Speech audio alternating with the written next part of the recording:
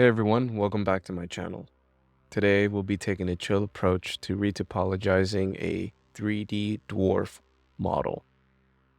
I know retopology can seem like a daunting task, but don't worry, I'm here to guide you through it step by step.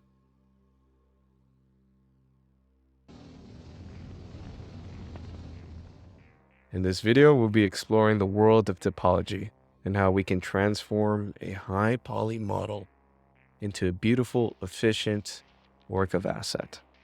So sit back, grab a cup of coffee, and let's enjoy the process in creating some amazing 3D art together.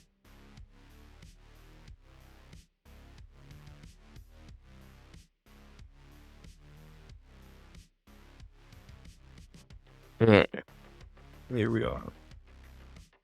So why do we do retopology on just any model that we're creating?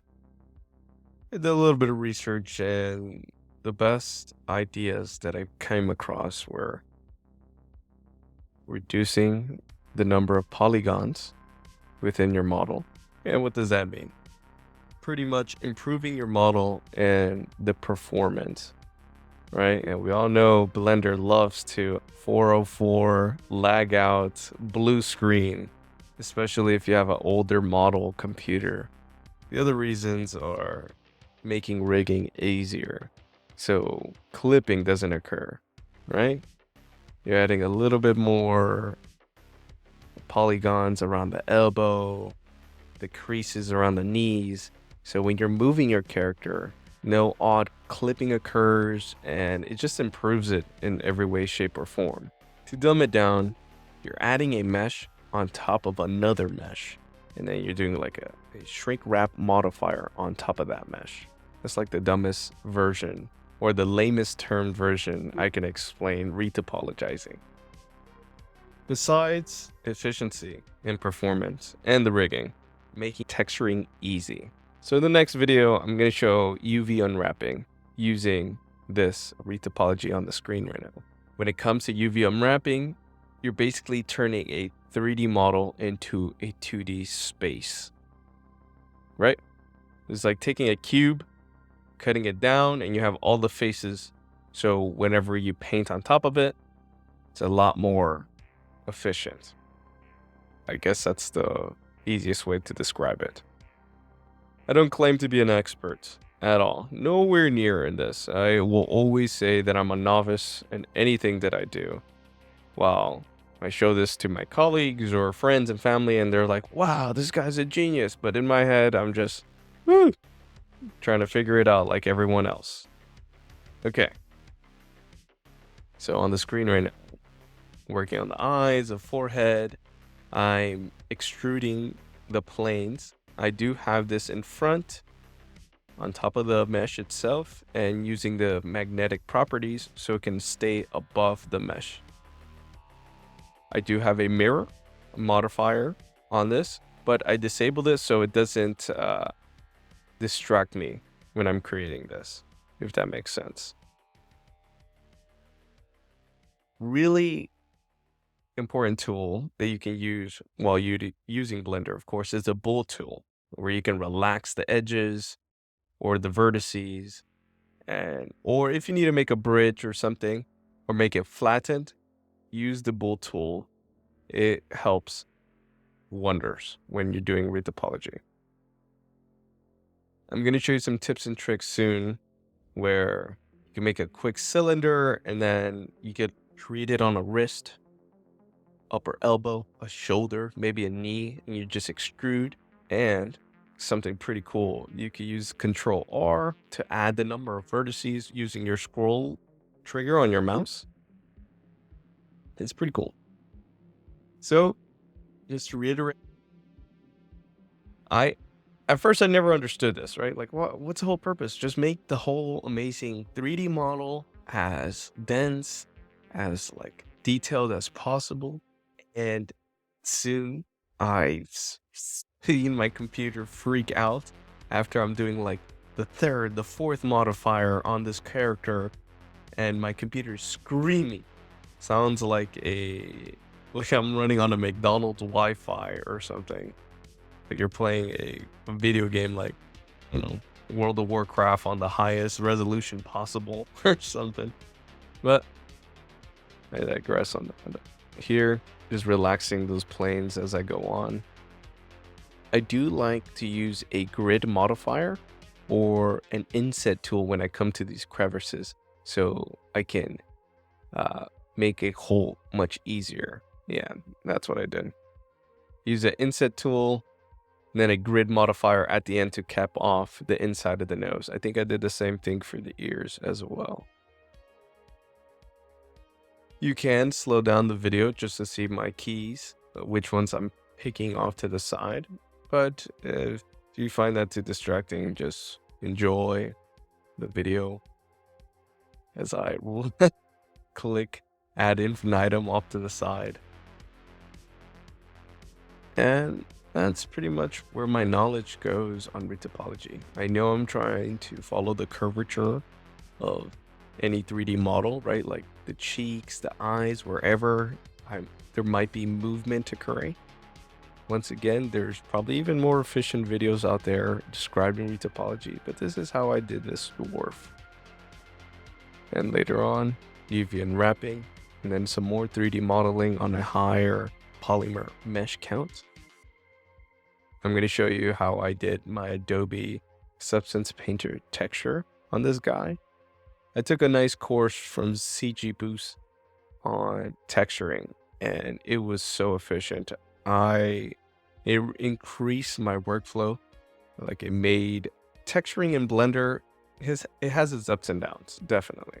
But when you use that Adobe Substance Painter, wow, it's a masterpiece. Of course, its downside, you do have to pay a monthly subscription, but it does provide a lot more value than if you had like a Photoshop or a Lightroom subscription. I guess unless you're like a photographer, of course. So it all depends on whatever industry you're working on. I do use a copy and paste of the shrink wrap, right? So every now and then, copy and paste, apply one shrink wrap to the model. Yeah, on the vertical, what I'm trying to say is every time I do that, some of the vertices comes off, and that's like an easy fix. Use Control M to merge some of these vertices together at the center, right? Here in the lips, on the nose, or if you're cutting the whole 3D model in half, pretty much. All right, let's go to a whole different subject. I'm here creating the whole throat. It was just extruding, and at the middle of the throat, I did a flatten / spear. So, and then I capped it off at the end with a grid fill. And this is what I was talking about earlier.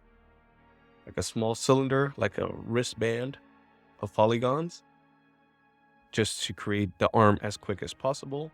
And at the elbow, doing an inset tool. I forgot to mention that I did a masking. When I do this shrink wrap modifier, it doesn't alter the inside because it creates some weird artifacts whenever I apply the shrink wrap modifier. So I do like to add a lot more polygons, like from the fingertips, right, to the forearm to the rest of the model.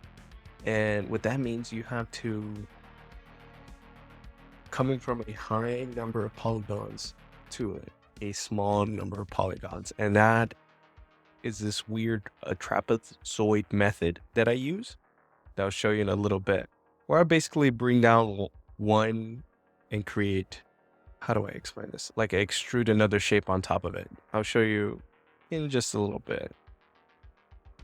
Doing an inset within the elbow to wherever the creasing may occur whenever you're doing retopology. I'm not too sure why I got some weird artifact.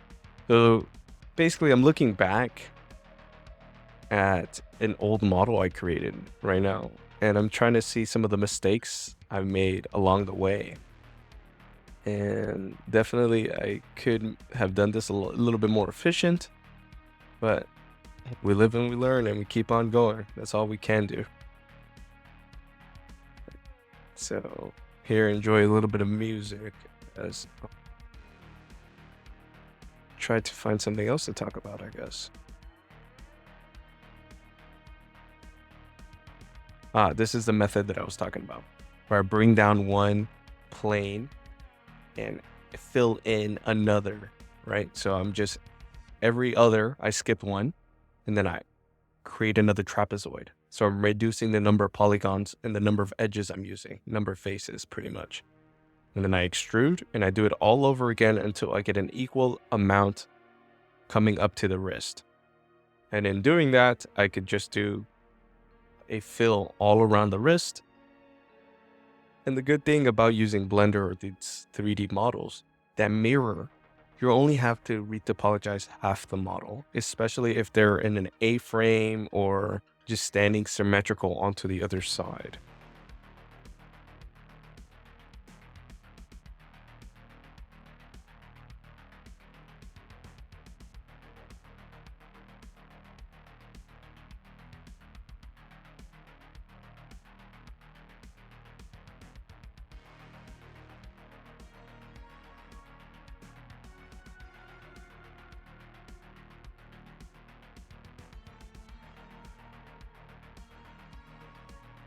Control F once again, insetting on the knees and the back of the knees.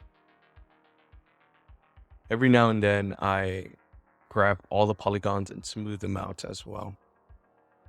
I did find some trouble creating the feet, and at the end of the day, I just didn't want to deal with it. I'm gonna do shoes on top of it. And the cool thing about retopology is once we go into edit mode, I highlight certain areas where I think the shoes or the pants would be, and I extrude them out using a what is it called? Solidify modifier. And it's like the easiest way to create clothes that wraps around your character. And I'll show that later on.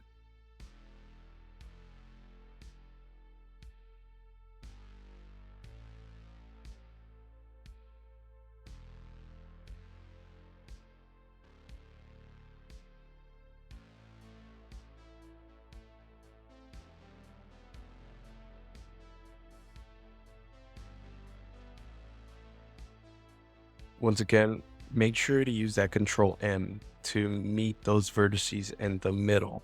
And it's, there it is, yeah.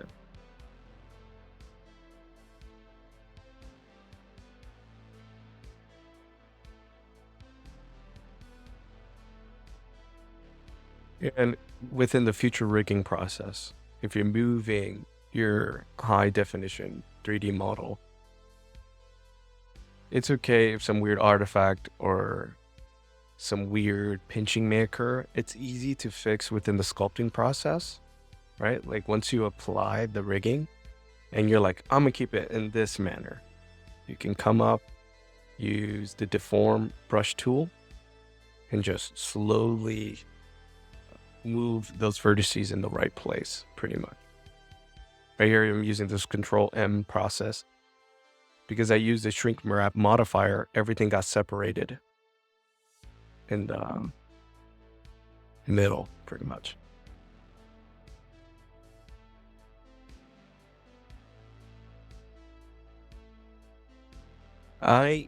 Looking back at this 3D model, I did have problems around in the shoulder area, and I probably should have added a lot more polygons. But I think I was trying to rush this part because many people do find it soothing, right? Retopology is basically problem solving at its finest. But to me, I want to get to the texturing. I want to get to the painting part of the art, the sculpting part. That's my favorite.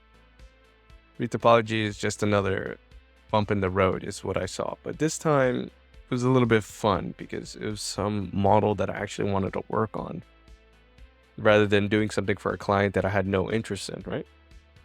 It's part of the game. So now I'm using the Retopologized mesh version. And now I could go super high definition, adding some creases, some wrinkles, some eyelids. Yeah, there I am. Showing the true age of this dwarf.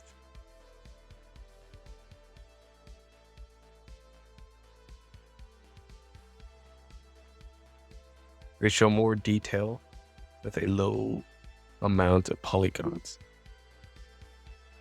Going back to the subject at hand, just creating efficiency. So if I were to ever bring this 3D model to the game engine, it won't bog down the system if he's running, jumping, or doing any sort of action within that video game.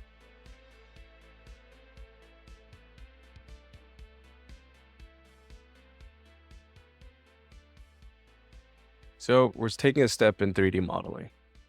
Off to the side, I do have some references available. I'm looking at some hands, looking at the creases within the fingers.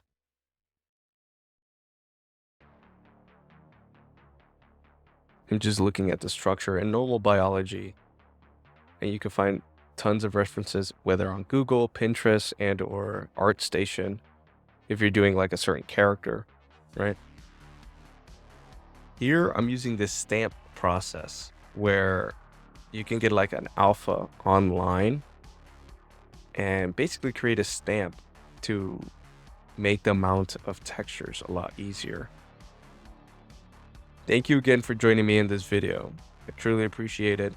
The next couple of videos will be finishing up this model, texturing, and doing a little bit of rigging as well.